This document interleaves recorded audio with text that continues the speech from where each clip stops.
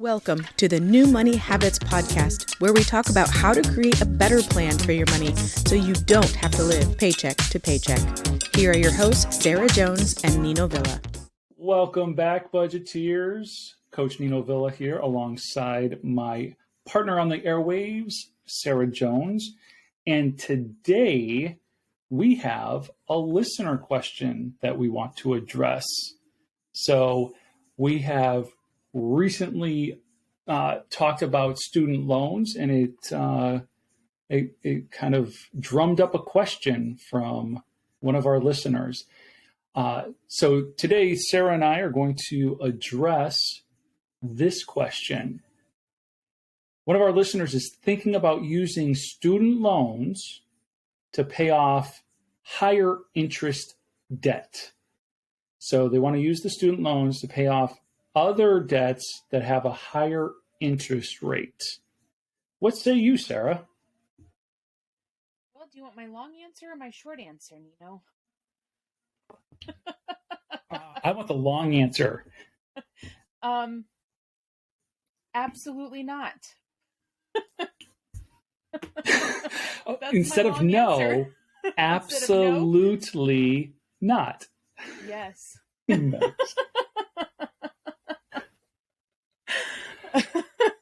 Okay. Yeah. Well, I completely agree with you. End of episode. Except I will explain, I think we both will explain a little bit why. So I really do appreciate the question. And it's actually, as I was sharing in the episode about student loans, I made a lot of mistakes with what I was doing with my student loans. And although I can't remember exactly, I'm pretty sure somewhere along the way, I used some of the money of the student loans to pay off other debts. Actually, I do. I think maybe I made the final 10 payments on my car with student loan money, right? Mm-hmm. So getting out of a 20% interest rate loan to use some of the student loan money to do that. And it was just a huge mistake. It was a huge mistake because as I shared in that episode, I was using student loan money. I was treating it like it was income. And so I lost sight of what it was really being used for. And so it's not like I paid off the high interest rate stuff and then quickly paid off the student loan that I used. No, I just let that sit around for forever. And so I think it's one of those best intentions things. Like, you have the best intentions, but unfortunately, most people aren't going to follow through on actually paying off the student loan in a timely manner. So you didn't really do anything except move the debt from one instrument to another. And so that's just one of the many reasons I don't like the idea. What about you, Sarah? Well, I absolutely agree with all that. And, for the listeners, if you haven't listened to that episode, I encourage you to go back and listen, because there's a lot of good information in there that might even help frame up, this question a little bit too, and give you some other ideas, answers and why we're going this direction. But, we know even if you set out those best intentions, right, life is going to happen.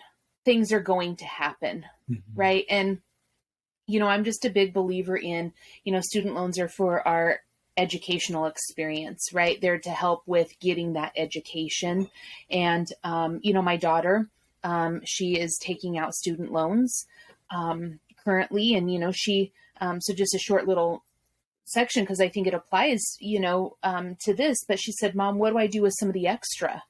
What do I do? Because I got more in student loans and than what she actually needed to get classes taken care of and everything. And, I told her, what, put it in your savings account and don't use it at all costs, leave it there, because when your payments start, right, then you've got a big sum of money, right, that you can just make that payment and, make a big payment. But don't use it on other things. a day turns into a week turns into a month, and here we are 10 years later, right? And what we plan to do on day one is not what happened. And so it's like robbing Peter to pay Paul. I don't want to use a loan from one area to pay off a loan from another area. I think that it gets us nothing but trouble, quite frankly. And I would say that 99.9% of us don't have the discipline involved, and developed to be able to make it work successfully. And so that's why I don't use your student loan money to pay off higher interest debt. Get your plan together, know what your budget can handle, right? And make a plan for that high interest debt that doesn't include using student loan money to pay it off. I think it's a bad idea all the way around. I think your future self would kick you. Yeah. Yep. There's that future self again. Let's consider future self, because too often we're making decisions for today's self, and we give no mind to who we're going to be in 5 or 10 years and what situation we're going to be in at that point. There was something that you said, Sarah, that I do want to challenge. I want. Okay. Hopefully, this is going to help you and your daughter think a little bit differently about that surplus in student loan payments, or the student loan disbursement that she received. And that is, there's nothing stopping you from paying that back to the federal government right now, to reduce the amount of loans that you have out, and to reduce the amount of money that they're charging interest on. So I'll just use made up numbers, but imagine that your daughter got dispersed $10,000 for school, and she only needed $7,000 to cover her expenses, and there's the other $3,000 that is kind of the leftover. By sending that $3,000 back to the federal government, that is $3,000 less money being charged interest on. And sometimes we might say 6 of one, half a dozen the other. If I keep it for future schooling expenses, or I send it back to them and then they just give it back to me in future schooling expenses, the difference would be that dollar amount. If it goes back to the government, that's 6 or 12 months of time that it's not accruing interest. So I would say get it back into their hands and whatnot. Curious what you think about that. Yeah, no, I love that. And, it makes sense. And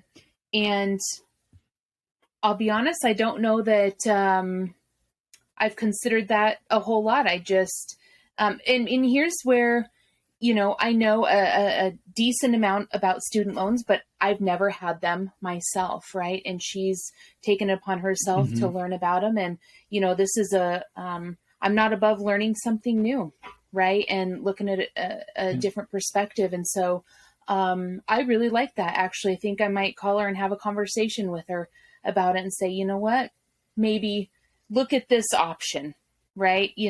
And pose both options to her. She is one I would call, pretty darn smart with her money. But we just said, right, we never know when life can happen. And we might think of those as reserves that we can use now and then pay back later. You know what? I think it might be better just to send it on back, save on the interest. I really like that. And I appreciate you saying that, because great advice. And I think we often say we're here to share education, right? Like if we don't have these conversations, then we can't necessarily get educated about these things. In our episode about student loans, I shared that I worked for a university. So I have maybe a little bit more of an intimate familiarity with how student loans work, because I've worked for a university. And so in that episode, I also talked about aggregated loan limits. So the federal government basically says, this is how much money we're willing to give you over the course of your lifetime in student loans for a particular degree. So there's some money for undergraduate, and then there's some money for if you go on to your graduate degree. And so often, because of these, they're called stipends. So once the federal government disperses money to your school, and all of those expenses are paid, and then they send the student a check. That's called a stipend. Mm-hmm. And the reason that we hit these aggregate loan limits is because we take and we retain these stipends. Instead of, there's two options. One, you could just send it back, but there's another option that a lot of times, again, schools just don't take the time to educate their students. But students can choose when they're filling out the financial aid application. There's a place to say, what do you want us to do with the extra, the stipend? And right there, they usually, most schools will default it to send it to the student. But there is an option to say, return it to the financial institution, so that you actually don't even get it in the first place, and that money stays in reserves ready for you to use it in the future if needed. So I hit my aggregate loan limit because I'm an idiot, first and foremost, but I would have hit it even if I wasn't a complete idiot, because nobody would have said, hey, don't retain those stipends, because they count against you. They count against your aggregate loan limit. And so you might go into your final year and there's no more financial aid money for you because you retained all of those stipends, and they're like, well, you've hit your limit. See, and I love these. This is another great example, that just shows that I learn something new all the time also, right? And student loans, I've said it, that I've never had them personally, but sometimes they feel a little bit overwhelming to go and look and read, and you're filling out all these applications, right? And there's a lot of information on there. And I'll be the first one to admit that, you know what? I haven't read all the fine print. Haven't read all, and to read it, sometimes it's written not for us, normal folks here, to fully understand it. And so, and if you're just listening to this, maybe YouTube would be good, because I use a lot of hand gestures in some of this too. But, it's just, I love having these conversations, again, because I've always said I'm not above learning. Right. And this is really great information that I can then pass along and have a conversation with my daughter about too. Right. Because it will help her not only in the immediate, but definitely long-term, with her many years of college that she's planning on, with a degree that she's looking to get. So, super helpful. Yeah. Let's imagine for just a moment, if we take that example of the numbers, the totally made up numbers that I used a few moments ago, let's say that each of the 4 years costs your daughter $7,000. So that would be $28,000.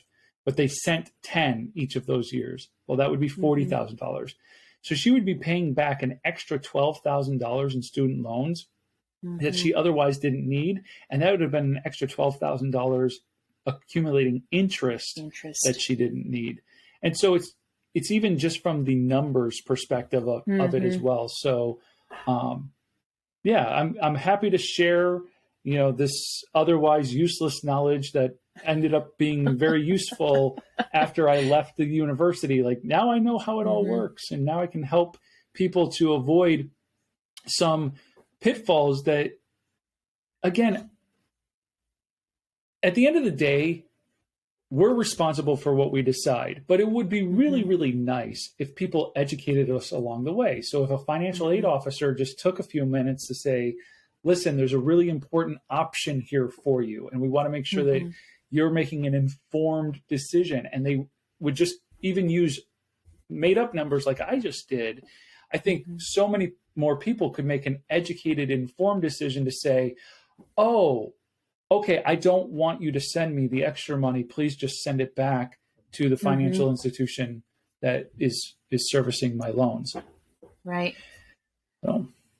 Well, and, and I was just thinking when you were talking about this, going back to the question, right, on, paying off higher interest with higher interest debt with student loans. And, you brought up another really great point about knowing your numbers, right? And really just looking at it from a number standpoint, and this, the listener that submitted the question, that higher interest, what's the term of that loan? So you could even run some numbers and just look, maybe it's higher interest, but you have the ability to pay it off in a much shorter amount of time versus your student loans, which very well could be many, many, many years. Right. And so you really would be saving yourself by not using your student loan money, right? Just depending on what your numbers showed too. So you could potentially be causing yourself even some more frustration by thinking that you would pay off that high interest debt quicker when it might not be the case, and that's just a good point of really knowing the numbers, right? And running the numbers to see what, not that I want you to, even if it works out the other way, but just knowing what your numbers look like. It's really important. Yeah. That makes me think of another reason. I said there's many reasons why I think this is a bad idea. And this next reason that I have, at first, it's going to sound a little off because it sounds off in my head, but just kind of bear with me for a second. But earlier I said, I don't like the idea that you didn't actually get rid of the debt. All you did was you transferred the debt instrument from maybe like a car loan to a student loan. All you've done is transfer the debt. Well, it's really important to understand that federal student loans are guaranteed to the banks that make them, which means you will never, ever get out of having to pay that student loan. And when we were talking about student loans in our last episode, I shared the instance of one of my clients who ended up in default and her wages were being garnished for the student loan. Well, if you use your student loan to pay off higher interest debt, then you can never claim bankruptcy. This is the part that's going to sound wonky, right? I never want to set people up for failure, but if you ever got to the point where you need to declare bankruptcy, if you took $12,000 of your student loans to pay off a car, you cannot declare bankruptcy on the $12,000 student loan.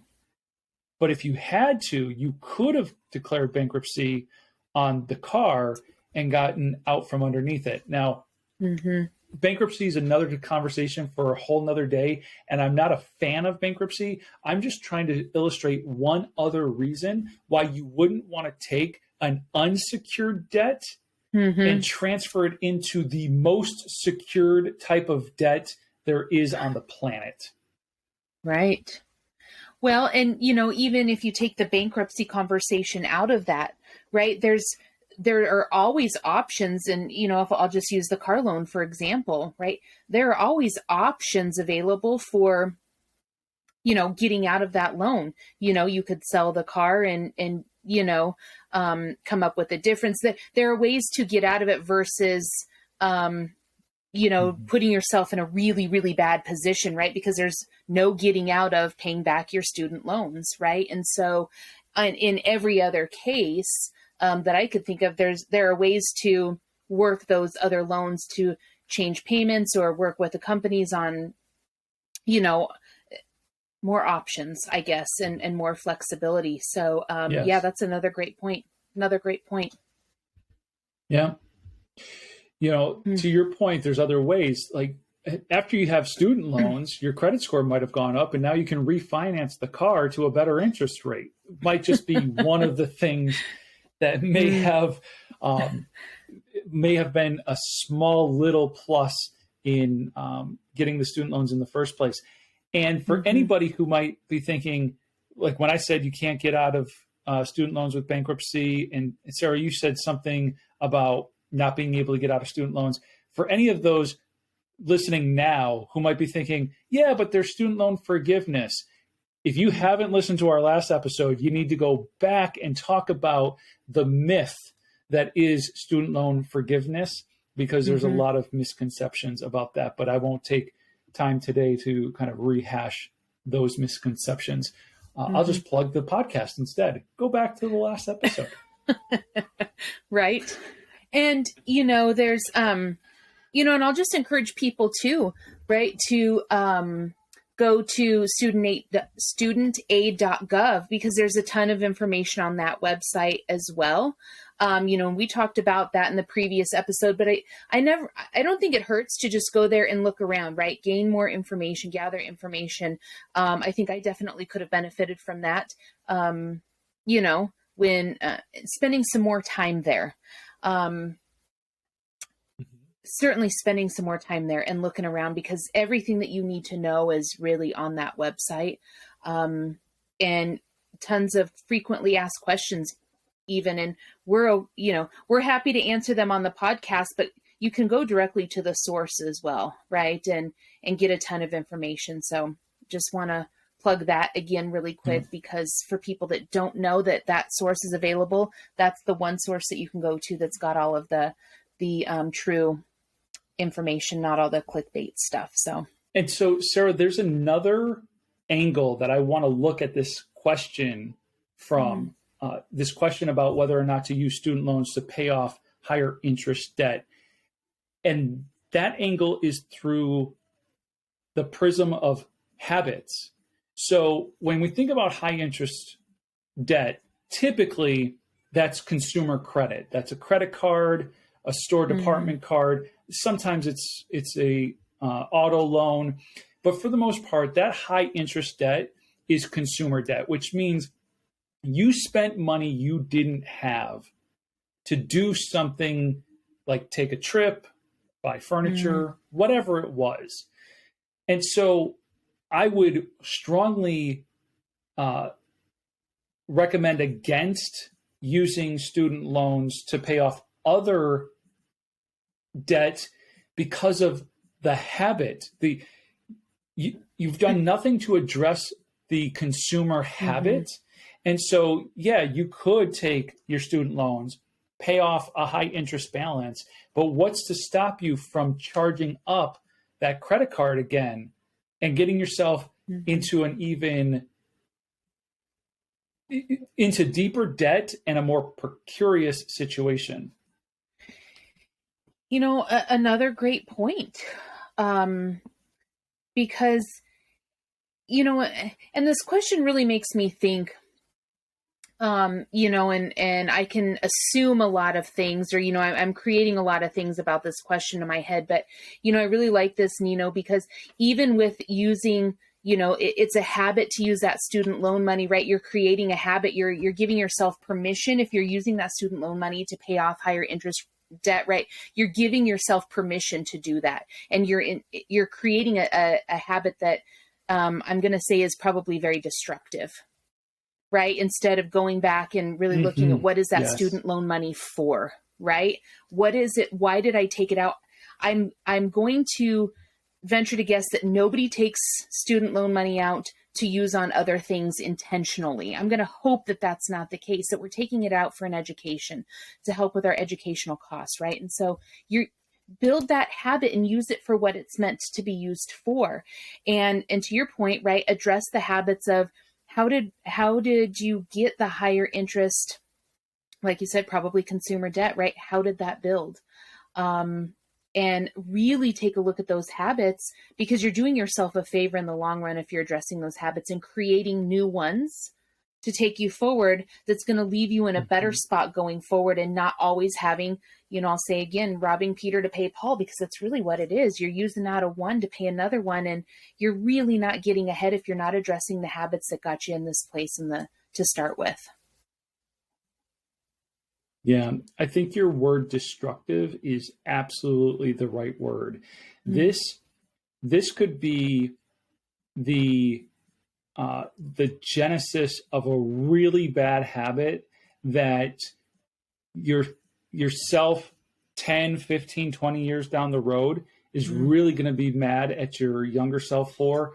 Because if you started the habit early of taking student loans to pay off high interest stuff because you want to save on the interest, then you're going to form a habit that's going to lead you down the road of refinancing your house to take money out, to take equity out of your home, to pay off higher interest consumer debt. And if you do nothing to ever address the habit of consumerism and always buying things before you have the money to afford them, this is going to be a vicious cycle that 10, 15, 20 years down the road, you're going to look back at yourself 20 years ago and say, boy, if only I knew then what I know now.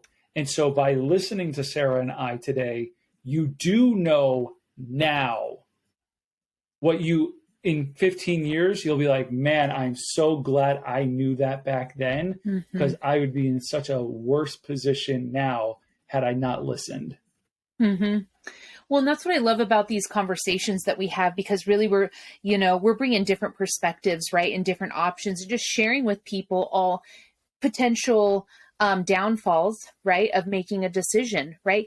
And also the potential upsides of all of those decisions too, right? And so I love that we're having these conversations, Nino, because they're real, true, legitimate conversations that so many of us face every single day, and where maybe people aren't able to, where nobody else is really talking about it like we're talking about it, right? And just giving people a bigger picture of their situation, right? And things to be considering and things to be thinking about. If we do nothing else than to allow people that pause, right? To say, well, hold on, this was the decision I was going to make, but you know what? I'm going to pause here for a second because I want to think about this a little bit more. And what am I gaining from it? And what am I potential downfalls, of this decision? So I love it that we're having these conversations to give people really the big picture look of what their decision could be